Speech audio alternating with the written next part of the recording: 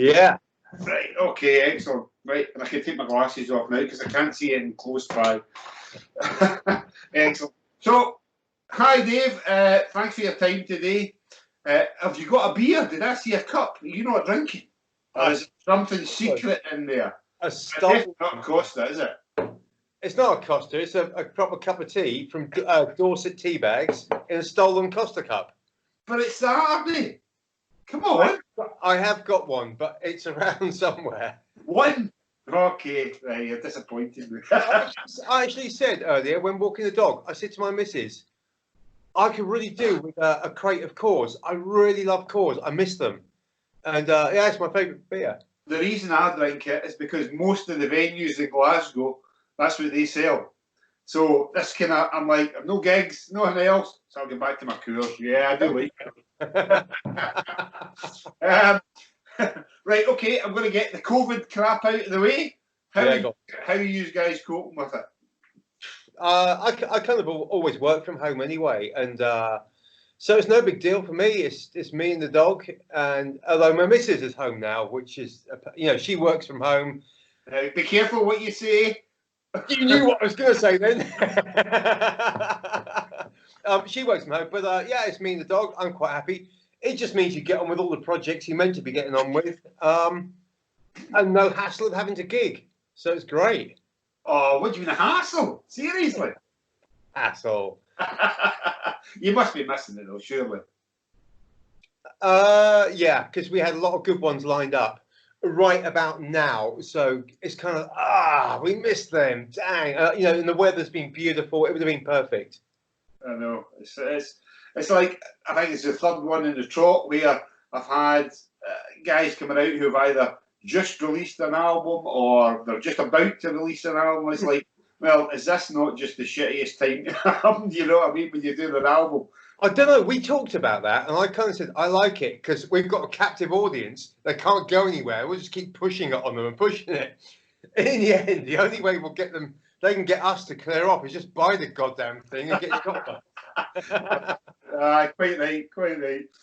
Right, I'm going to ask you a simple question first of all. So, if there's some people out there who are looking at this and are thinking, who the hell is this guy? Who are this band? Yeah. How do you describe yourselves to them? So we are the Outlaw Orchestra, and that is the outlaw attitude of country players that left Nashville. When Nashville got too godly and holy and go to church on Sunday, people like Johnny Cash, Chris Christopherson, Waylon Jennings, I said him, Waylon Jennings, there's going to be a few more, Willie Nelson. Anyway, they all went, we can't do this clean cut. We like to have a little bit of a smoke. So we're going to go down to Texas, and they were the outlaw country players. It's what I always loved. And then we got the orchestra, I guess because we got Alex who plays stand-up double bass. And so it kind of gives that feel of maybe with quality, but we're far from it. But nonetheless, we're the Outlaw Orchestra, and we play what we call heavy grass, which is bluegrass collides head-on collision with hard rock, and what you get is hard rock bluegrass. So we call it heavy grass. Yeah, that's great. It's great. Right, so I'm going to go back a bit now. Go back in time, although to be honest, it's not that far away because you're a really pretty new band. But how did the four of you get together, and how the hell did you decide that this was the music you wanted to do? Myself and the drummer Ryan, we were in a band that was called Hazard County, and we were just a southern rock band. We did loads of every Friday, Saturday, Sunday we played, and we played Allman Brothers, ZZ Top, Blackberry Smoke, Cadillac 3, Travis Tritt, loads of good sort of rocking country stuff. Yeah. And then just for a sideline, I knew this banjo player, and we used to just jam and come up with ideas and play things that we couldn't really do in the covers band. Then we started writing some songs when we had a few beers, and we started writing some songs. I think we got about 8 songs together. And then somebody said, I know a bass player. Alex walks in, shake hands, simple as that. And so I think we played in a cafe. And we had 8 songs. We played them all twice. Then we got booked in some pubs. So we started playing pubs, but we had about 12 songs then, and I'd ad-lib some other rubbish. And what I did to fill the gaps was talk between songs, and really talk between songs. Yeah, I'm going to be touching that later on because the people would shout, "Get on with it!" And in the end, I just come out with jokes, and I'd heckle the audience, and they'd heckle back. It filled the space, and by chance, Ryan, the drummer, as I mentioned, is a real go-getter. Yeah. He suddenly says, "Guys, I've got us a gig with Planet Rockstock or Winter's End Festival." And we went, "What's that?" He said, "Oh, it's just down the road." So we all pile in on a Sunday, and we go down to this venue, and suddenly we're given name tags and buffet and beer, and we go, "There's like 2,000 people here." So we go, "All right, we'll have a shot of rum each." We had a big shot of rum. It was Sunday about 11 a.m. We walked out on the stage, and there was nobody in the room. I said, "Well, treat it like a regular gig." I think we started with Hangman Jury, the old Aerosmith thing. I looked up, and there was a lot of bright lights that we weren't used to, and through it, I could just see it was rammed solid. Yeah. So we just did our usual thing. I talked my usual rubbish. We came off stage, and I just walked off stage. We got a huge cheer. I was putting my stuff in the car to go home, and somebody shouted, "Oh, you better get back inside." I went, "Why?" They went, "People want to buy your CD." We had an EP. I think we had 300 copies because we couldn't sell any, and we sold the lot. Every copy, every T-shirt. And bam, suddenly we're on the circuit. Must be thinking, well, this is we might stick in at this. Yeah, it kind of went from there, and we made a lot of friends. And what we did was just we hung out in the crowd and chatted to everybody until we had no voice left. Yeah. And that's what we've done ever since. We play, we can't wait to get off stage, grab a beer and come and chat and have a laugh. Excellent. I'm going to touch on that later as well, because where I saw you. But now, as much as I love the EP and the new album, which we'll touch on shortly, it's live that you do excel. After waiting ages, I finally got to see you guys at Rambling Man last year, and then at Winterstorm. We managed to catch up for a little bit, and I saw you doing exactly what you were just talking about, having a few beers and talking to everybody and seeing a few bands. So how did you find, because that was your first gig in Scotland, I believe, how did you find it? How did you find the festival too? Which one? The one, the Winterstorm. It was cold. Firstly, Winterstorm was the only day of winter. I mean, that's coming from somebody from Southampton, so we're on the south coast of England. So it's always, to be honest, it's always mild. We drove to Troon. That was winter. That got cold. And you'll probably disagree. Yeah, it's quite mild. The year before it was snow. It was snow everywhere. So it was beautiful weather. The people were just fantastic. I've never been to Scotland ever. Yeah. I think I've been as far as Old Trafford in my life. That's about as high as I've been. So anyway, it's 2-2. Southampton v Man United 2-2. Anyway, Matt Letizia scored one right in injury time.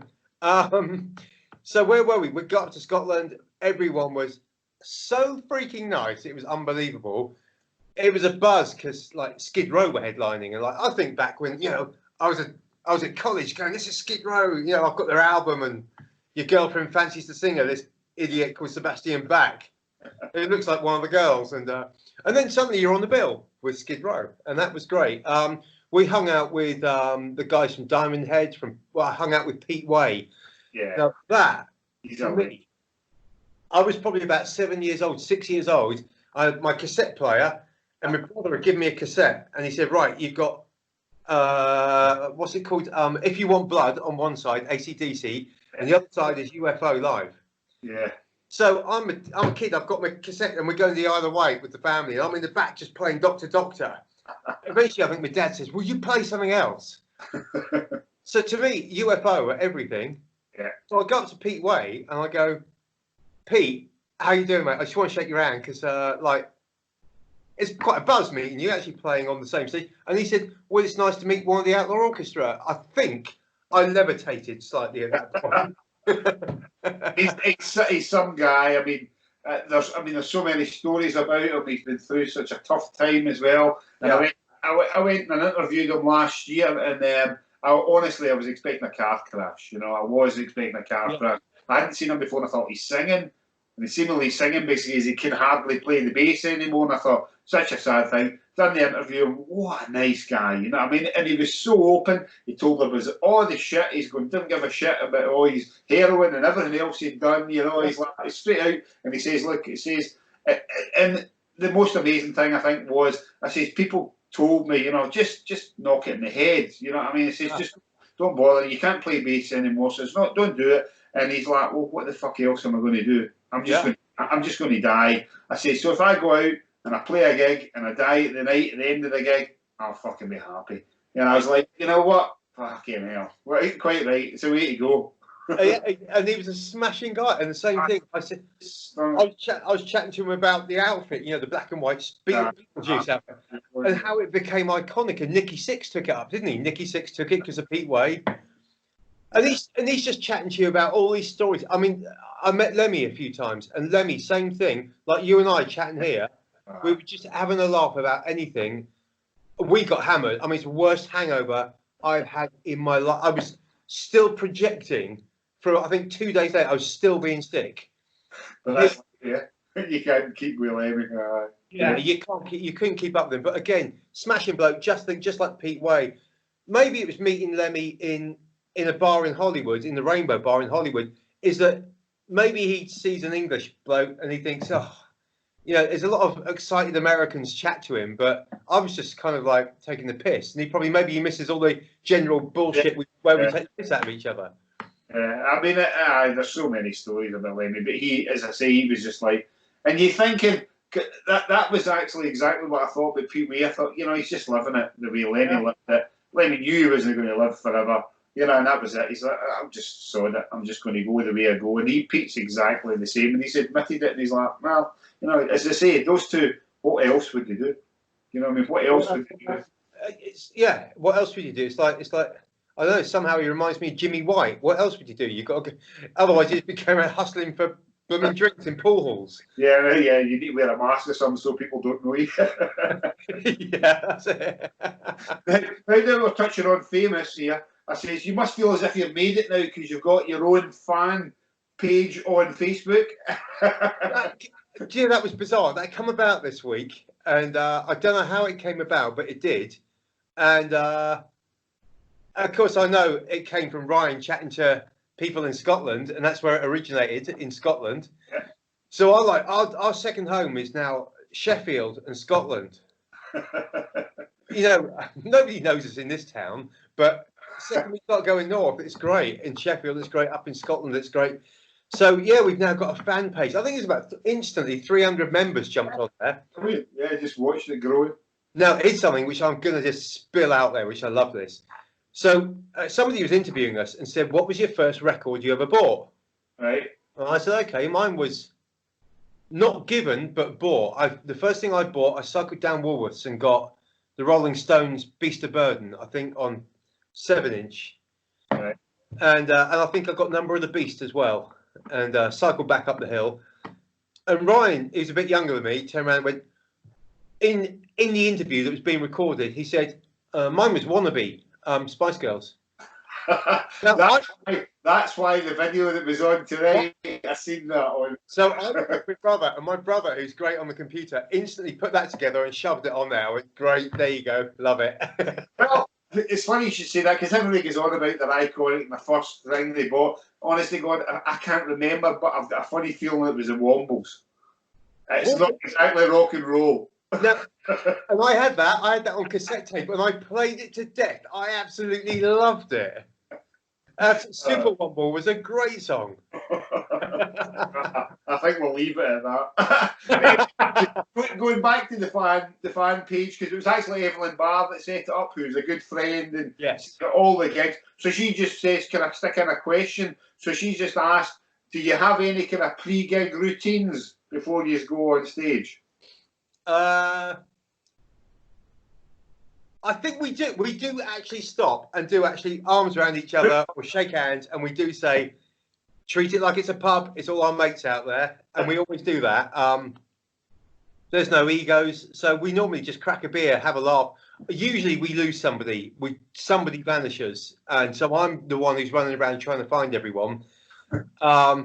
But yeah, as a rule, we just take a moment and we do remember to remember the moment. Yeah. So we actually pause and go, take a breath. This is going to be a good one. See you in 45 minutes, guys. Have a great gig. Yeah. Because there's so many people. I mean, I've spoke to so many bands, and they go, you know, when you come up and you start and you play, you just go on, and it's like it's going. People don't, you know, you just go on, you play a gig and away. You're up, you the next one, and they just go. It's all melted in. I've never really took it. You know, I think one of the people I did speak to was Mike Tramp at Cinderella. Yeah. You know, and he came back to Glasgow. It was only about 4 or 5 years ago. Played a tiny little club. And Yeah. I went up to him afterwards and I spoke to him. I said, you know, I was really worried about coming here because, I mean, I've seen you on huge stages. You know what I mean? I've seen you in the biggest places. And I always wondered, you know, what's it like for somebody who's, you would class somebody who's been at the top and coming kind of class that is coming back down. And he says, no, every show. I says, I love every show. It's still the same people. It's there. It doesn't matter how many is there. They're all there to see you. And they all love you, and you know you got to give them the time, you know, afterwards. And I was like, "No, true, yeah." It's funny. I was playing Wasp when you phoned me. Yeah, yeah. I saw Wasp in their full setup with the whole gear, and this was maybe 8 years ago, and they were booked into a pub in Southampton. Now it's part of the circuit, just like some of the smaller clubs and venues are, but it was nothing more than a 200 venue pub. Yeah. So this drum riser, and you could see the drummer's feet because he's so high up. And Blackie Lawless, who's about 6'5", comes out, and it was Wasp in a pub. It was unbelievable, but they still gave it the full show.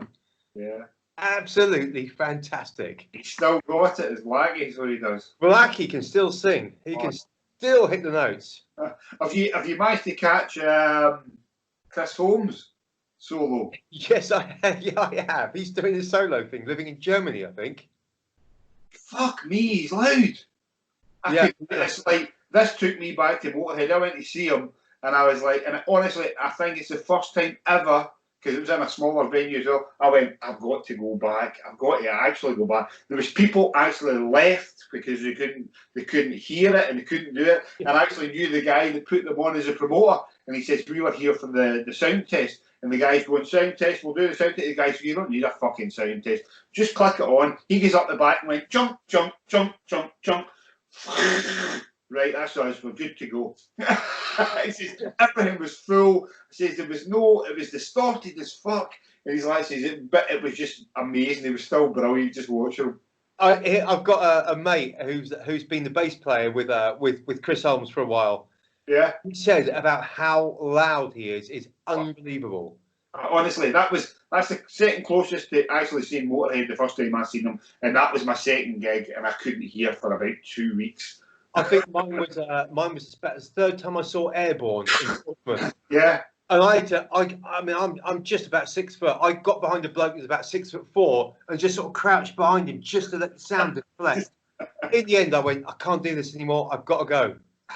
And I think that still though the loudest band I reckon I heard, mind you, I was about 7, was Kiss, and they were loud back in the day. Yeah, they were good. And that was I was really disappointed because I'd seen them on Entertainment USA. I'm probably giving some years away here. Entertainment USA. Jonathan King said about this band called Kiss, and of course, you know, you're 7, 8 years old. You see guys looking like monsters. You're like, then you hear they're in your town. So my dad takes me and my brothers to go and see Kiss. The first tour without makeup. Yeah, I know. I was the same. That was the first time I got to see them as well. And was 82 or 83, I think. 82, 83, and they were supported by Bon Jovi. Correct. Yes, they did do. I've seen Bon Jovi. That's the first time I'd seen them, and I was like, nah, I don't know for me. Actually, I bumped into them because we had a late night club in Glasgow. So I went there afterwards, and they walked in. They all walked in together after the end of the show, and they're like, I expect everybody to go, you know who we are. And I was like, guys, why you still get the same clothes you had on the stage? You're stinking. So that's my Bon Jovi moment. Well, they wanted to stand out. Right, so we're going to get serious now and get onto the album. Yeah, go on. First question, got to get out of the way. Why pantomime villains? I think because what we do is a little bit of theatre. It's a little bit. We try and put on a show, and it is a bit of theatre. And the four of us are kind of four different characters, and we were thrashing about the ideas. I actually don't think we discussed it. I knew I had some letters left over on my fridge, and the only thing I could spell was "cosmic anecdotes." And I went, "How about that for an album title?" And Alex goes, "What about pantomime villains?" And I went, "Yeah, all right." And I went, "Yeah, that's good." I said, "Because I tell you what, I think it kind of stems from a little club we play down in Bournemouth. Right. You go down to the cellar, and they've got this tiny little burlesque stage, and we just about managed to squeeze on together. And they got these red velvet curtains, like on the album cover. Album cover, yeah. The sound man introduces you, and then he winches them, and they kind of squeak as they kind of shakily open, and we're stood there, and then we have to kick off and play. And they have you go on about 11 o'clock at night when the place is jammed. And it's very vaudeville. It's like an old, something on the Moulin Rouge, and we love playing it. It totally goes off. It's freaking mayhem. And I kind of went back down there and looked at the stage and took a picture of it and went, we need something like that for the album cover. For pantomime villains, let's have a vaudeville looking stage. No, that's excellent. Yeah, that's really good because it does. Yeah, it was like brilliant. Why? Then when you open the CD, I then drew the interior cartoon. Well, yeah, that's excellent. So I drew that to sort of, it was like the 1920s Mickey Mouse kind of Popeye cartoons. Yeah. And that was the idea of it. It does look great. I mean, I absolutely love the album. I mean, they get use a lot. I mean, it's just a barrel of fun. I mean, as I say, live it is, but obviously in the album, exactly the same as you are live. But if you ignore the lyrics, there's absolutely some storming songs on there. You know what I mean? For me, Voodoo Queen was absolutely outstanding. Thank you. Was not expecting it. What was the idea behind that song? I'll tell you, I was sat up late one night and I was listening to Nighthawks at the Diner by Tom Waits. Yeah. And it's a real sort of late night smoking, drinking album. So I'm listening to Nighthawks at the Diner, and I think if this is in tune, let's have a look. There you go. So I'm listening to Tom Waits' Nighthawks at the Diner, which was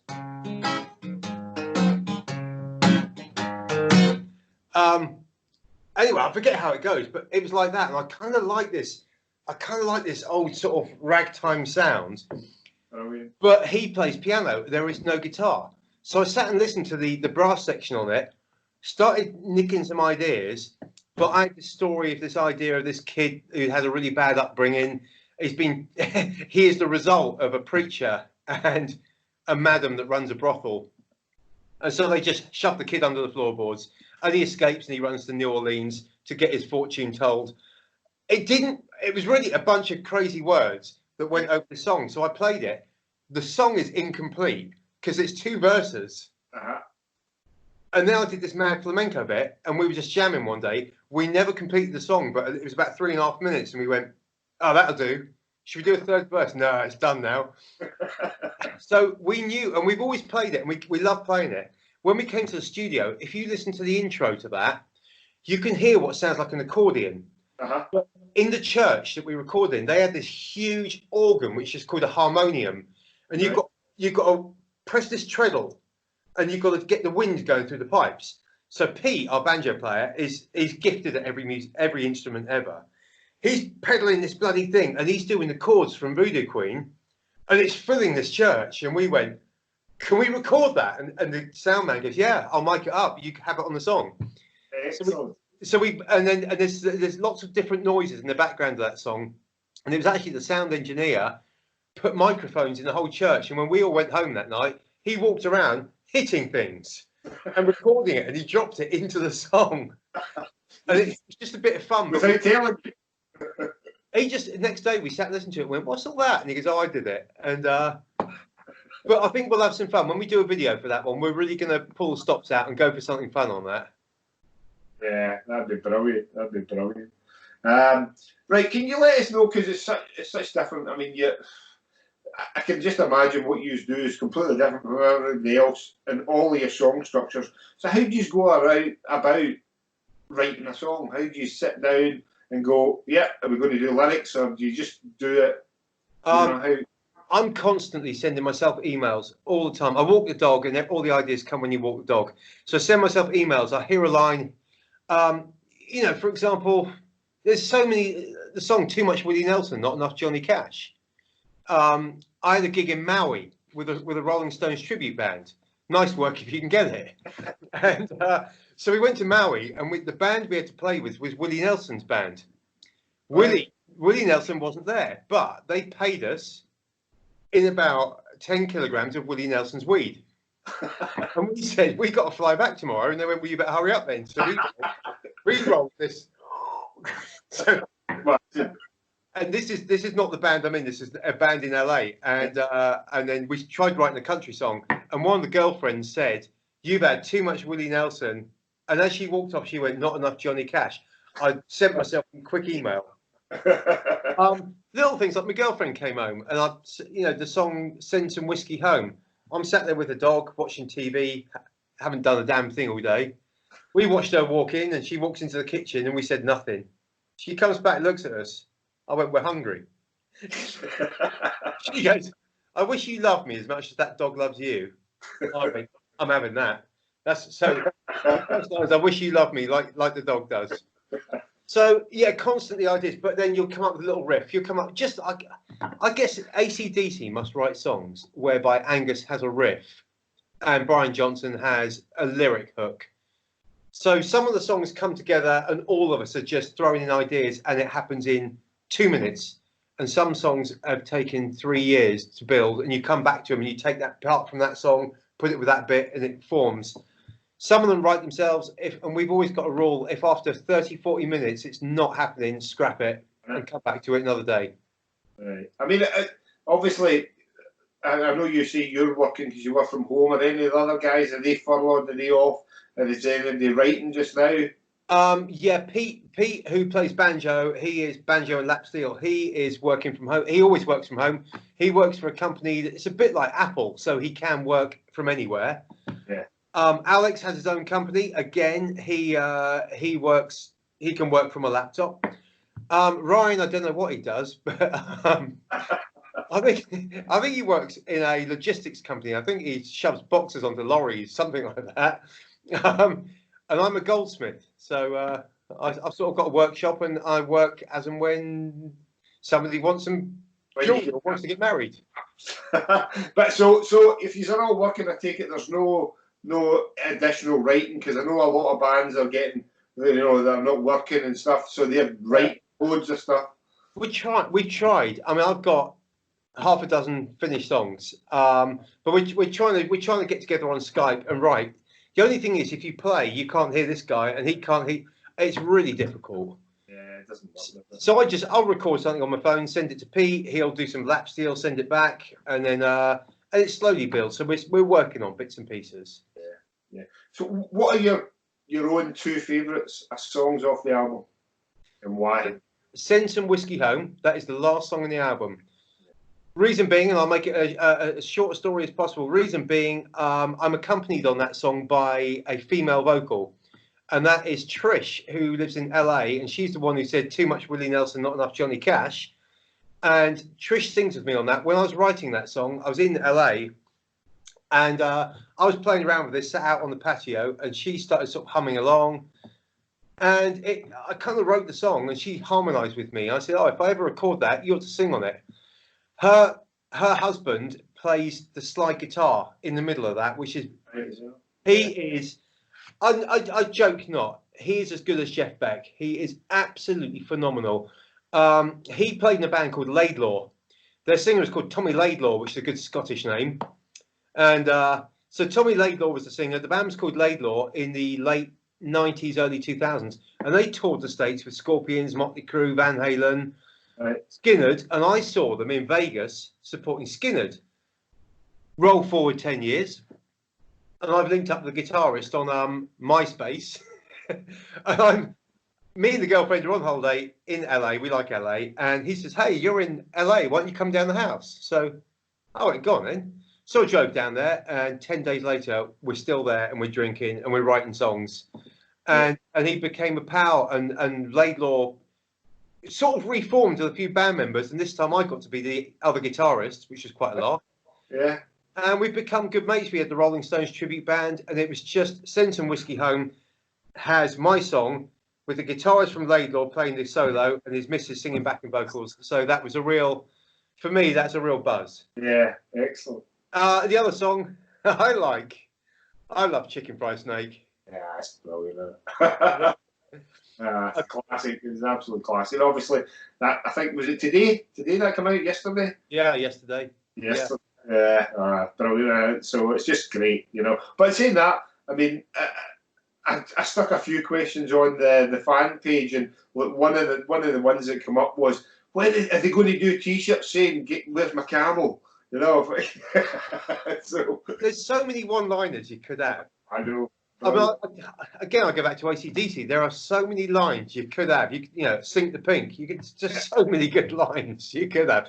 The problem is with T-shirts, the one you're wearing is, I think it's 2 colours. So if you get 2 colour screen print done, you can do a short run of 50, 60 T-shirts. It doesn't break the bank. No. Second, you get to 3, 4 colour, and then somebody says, "Oh, I need 3XL." You can't do another run of 60 just for one. It gets really expensive.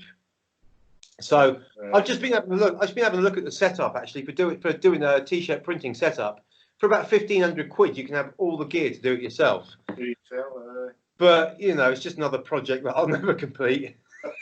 No, just end up lying in a room with all your pants hanging on it. Absolutely. The thing is, you'd start silk screening your pants, putting I can imagine doing that. The camera across the arse of your pants. I can just imagine after lockdown, you're like, "Come on, everybody back to my house. What do you want to screen print? Right, do my pants, do that. Can you do it on skin? Right, try it." That's the problem. You get pissed, wouldn't you? And then go in there and start. Exactly. I can see what you can get away with. I know. The dog. I can imagine you try it on the dog. Here's something. When we did one run of T-shirts, we were asked for a lot of ladies' smalls. Now, ladies' smalls are like really tiny, and I don't see enough women in the audience that would fit the T-shirt. In reality, you know, I'm dreaming. Anyway, so I said, "Look, get the dog to pose with one." So I get the dog, stretch it over him, and of course it comes down to his belly, and I didn't know whether to tuck his willy on the inside or the outside. So as that happened, I'm saying to him, "Will you sit? I want to take a picture." He walks down the garden, cocked his leg, his willy's on the inside, and he's peed right up the front. So it's gone all dark. I went, "Oh well, boy, looks like you're having that one." Can't sell that now. Yeah, keep it. Now I'm going to ask this question because I honestly have no idea what the answer is going to be, and I can just imagine. But who's your biggest influence in guitar and vocals? Because I know you obviously have got a wide range. Guitar-wise, on the modern front, Charlie Starr from Blackberry Smoke. And I've seen them countless times, and I've got twice to the very front just so I can watch him playing. He plays a lot of different tunings, a lot of country, a lot of rock. He is my modern influence without question. Charlie Starr is phenomenal. And then go back in time. Oh well, we all wanted to be Eddie Van Halen at one point. But my dad would sort of say, I remember my dad going, "Stop trying to play all that crazy tapping crap." And he went and bought me Great Whites, Once Bitten, Twice Shy. And he says, "When you can play that and you can play the solo, then you can go back to your Van Halen." And I'm sat there trying to play 12 bar, and I wasn't doing it very well. And he gave me a freaking hiding on it. So, anyway, where were we? Oldest influence guitar players, Allman Brothers. I love the Allman Brothers. Yeah. Yeah, I think I like the Allman Brothers. And early Stones, Mick Taylor in the Stones. Yeah. 1970, 1971. Yeah, proper bluesy rock stuff. Yeah. Is there anybody that we wouldn't expect you to pick? Totally left the field, because you know you've got so many influences that come in. Yeah, there's a lot of odd ones. I mean, Terry Reid, who's the guy that passed up the job for singing for Led Zeppelin. Yeah. Terry Reid, and he plays a lot of odd tunings.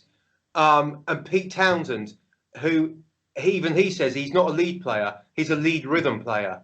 Yeah. And in this band, I don't get to play many solos. It's all lead rhythm. So I listen to a lot of Pete Townsend, and one of my all-time favourites is Tommy Emmanuel. He's an Australian acoustic player. Phenomenal, Tommy Emmanuel. And then I go back to Jerry Reed, who was the truck driver in Smokey and the Bandit. Right. The truck driver in Smokey and the Bandit was one of the hottest country guitar players ever, Jerry Reed. And everyone remembers him for being the truck driver with Burt Reynolds. Uh-huh. He is outstanding. Jerry Reed, what a player. I'll need to check that one out. Yeah. Right, so we kind of touched on this earlier, but one of the biggest, most enjoyable parts of your show is your intros and your talking in between, because it's brilliant. The people who have not seen you before are in hysterics. It is absolutely brilliant. But are you basically a closet stand-up? Would you actually do that? Do you think you'd be brave enough to go on stage as a comedian, nothing else behind you, and give it a bash? I actually have thought now, yeah, I think I could, because I can talk bollocks for so long. And as I said to you earlier, it's purely because we didn't have enough material. Yeah. So there's a comedian, and for anyone that's watching this, have a look on Google. There's a guy called Mitch Hedberg. Mitch Hedberg. He's dead now, heroin addict, and he was like a surfer, a real stone surfer, and he had a bizarre humour. And I was watching all his videos, and I'm going, this guy's genius. I started nicking one-liners. Right. So I knew that if there was a gap between songs, I could come up with a one-liner. But over time, you develop so much stupid stories, there's always a gap to fill. Now, I used to have a set of songs and a set of crap to say if there was a silence. But it's got to the point that people heckle. And so there's always something there. And yeah, it's got to the point now where I'm quite relaxed about it. That even if there's nothing on my mind, I know that one of the band is going to heckle me, or somebody in the audience is going to give me some shit, and I've got to come back, and I'll just get a conversation going. We played a really big gig. I forget where it was, and we were supporting. Who were we supporting? Chris Barris. Right. Yeah. And I saw a bloke I used to know right over the back, and he built this shed, a 6 foot by 4 foot shed, and he turned it into a practice room.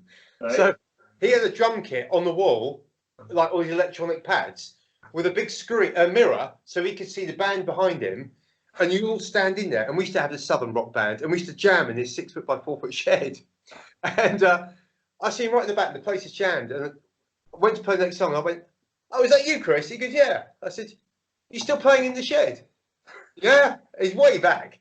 I said, "Everyone give it up for Chris Stewart over here." I said, "He's got a shed." And I explained the whole shed. He's like, "Oh, for God's sake, Dave, shut up, will you?" So I introduced him, tell everyone about his band and the practices we used to have, and everyone just has a laugh. Yeah. All I can think about as well is that if she's come to record a live album, you know, it's going to be hysterical, because if you recorded like a whole tour, it's going to be totally different. And it kind of reminds me of Dee Snider. I mean, I'm a Twisted Sister fan, massive Twisted. I love Dee. And his pattern is just immense. It's just been incredible, you know. It's just like totally different every single time. So that would be good. You can't hope for him. Did you see him at Wacken Festival with the whole orchestra? Uh-huh.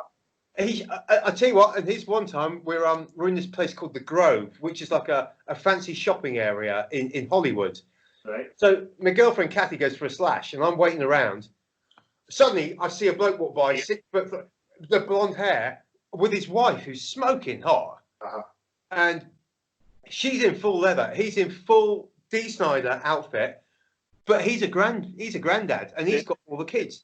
Now this is December, and there's a Santa's grotto. He's in line, so Kathy, hurry up, come here, and we go running down there, and we get in the queue, and I'm going, Dee Snider is taking his kids to see Santa. What is Santa going to do when Dee walks in? And of course you couldn't see that, but I would love to have seen that. You just stand a sneak in the back. Oh. Santa and Dee Snider, what a combo! Oh, I think he's phenomenal. Oh yes, I mean he's just one of the biggest showmen. Have you seen the documentary? I think it was on Netflix. Yes, this is the one that goes way back. It goes way back because I mean it was Lemmy that really gave him a break, wasn't it? Yeah, when he came over. Yeah. That story is brilliant. It says they were absolutely shitting themselves because it's a biker festival. Yeah. They were actually talking about, will we not bother wearing all the makeup and that? And they went, no, so that if we get a kicking, we get a kicking. That's it, you know. And he says, and I'm sure Lemmy actually smelled the shit that was running down their legs because he came into the room and says, I'll introduce you. And he's like, wow. But it's brilliant. Same way, I think it was the first time they ever played Reading. And they were getting dogs abuse at it. And he just stopped and he went, right, I've had enough of this shit. He says, you want to throw in? He says, I don't care if it hits us. He says, but it's hitting all the people at the front here when you miss. He says, so if you get any say, we'll fucking meet you at the side of the stage as soon as we're finished and we'll sort it out there. And he says, and they went off stage and he thought, I wonder if there's going to be anybody there. I says, I went there and it was empty. He says, but I never stayed for long. But I mean, if you read that documentary and his book, if you've not read his book, you need to read his book. It's insane. And it's like he turns around and says that he used to jump in, and when they were back in what they called the club days there, I mean, when you read that and you go, they used to play a club every Thursday, Friday, Saturday, but the clubs over there was for 2,000 people, you know, and he said every single night he would jump into the crowd and knock the shit out of somebody who was giving him abuse. I says, and that's it. And he says they ended up having to get a bouncer to stop him to get in. It's because when they started getting bigger, and they thought we're just going to get sued constantly, you know. Yeah, so and he's not a small guy, you know what I mean? And he's in good shape too. I know. I mean, I seen him. Well, I went to Bloodstock to see the final tour, the goodbye tour when they done it. My God Almighty, you know, I mean, he is so much energy, you know, and what a show it was as well. It's like, and I'm sure because he runs off the stage all the time, I'm sure he gets back for oxygen or something when he goes behind the crowd. Bang, he's back up. Aside that, he's gonna cut jab up his backside or something. Yeah. It looks great, you know, and as I say, he's just what a front man. He's absolutely incredible. Yeah, he's got a lot of balls and a lot of front, and you've got to. And I found that we've had some audiences that have been a bit quiet and a bit aloof sometimes, and you just have to go more head on at them.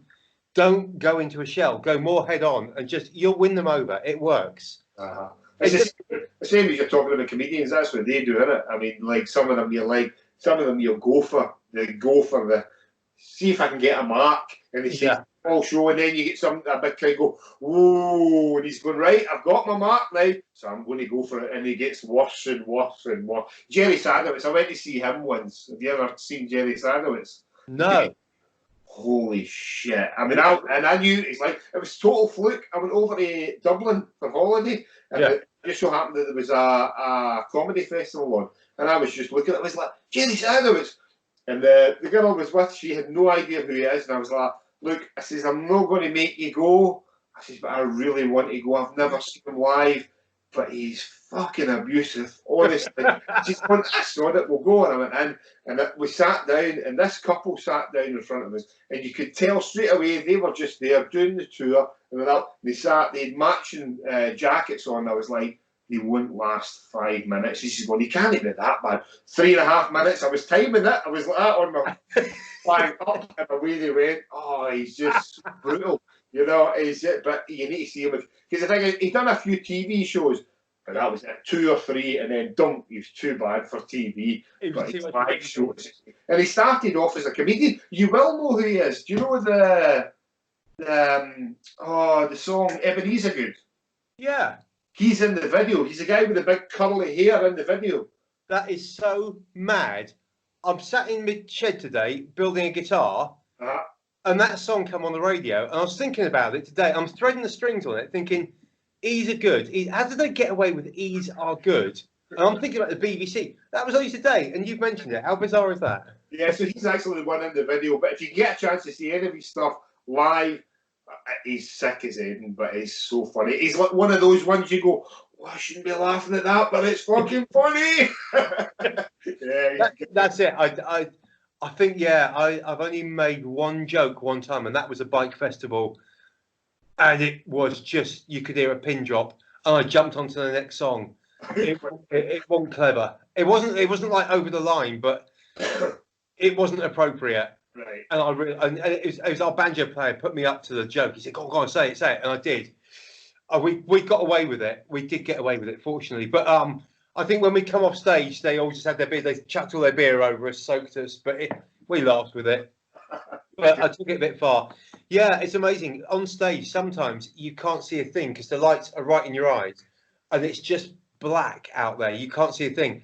But sometimes you can, and you know that there's 2 or 3 people don't like you and don't find you funny, and you can't help but focus on them.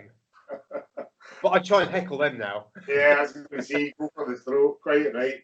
Okay, I'm not going to keep you much longer. You've been absolutely brilliant.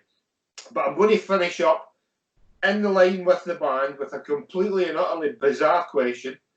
So you're going to have to stick with me on this one. So you've got to picture a story.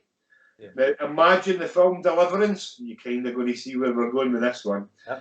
You're touring the real deep south and you get totally lost in the middle of nowhere. The tour bus breaks down.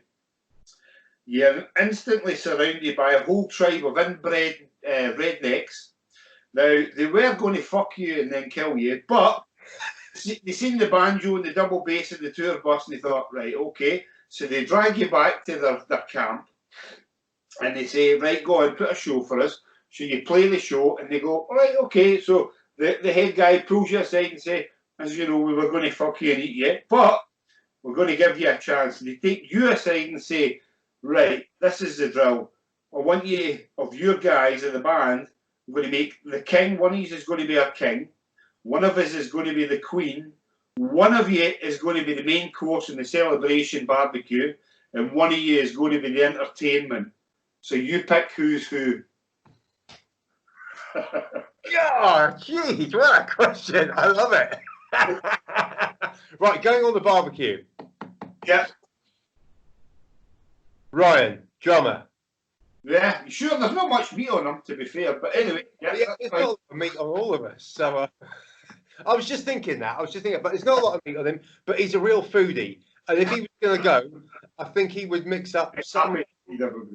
He would probably say, look, let me help you out. Give me all the spices. Give me everything. I'll mix it all up in the pestle and I'll smear it on myself. Go for it. I'll bend over and touch my toes and you come in with the old skewer. Okay, Ryan straight on the barbecue. That's him dealt with. Yeah. The Queen. Now, well, obviously I'm not going to be the Queen. So it's really a flip of the coin on Alex and Pete. The thing is, you got me tied because you say, who's going to be the king? Who's going to be entertainment? I'm going to be entertainment.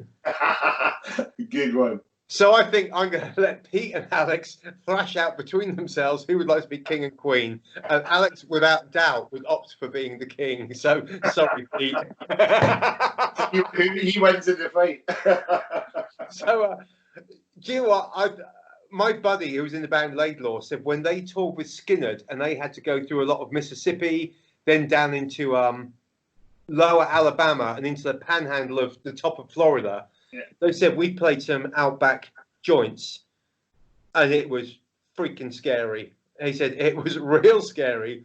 He said, I'm American, they're American, but we're from different planets. And he said, I have no idea what they were saying.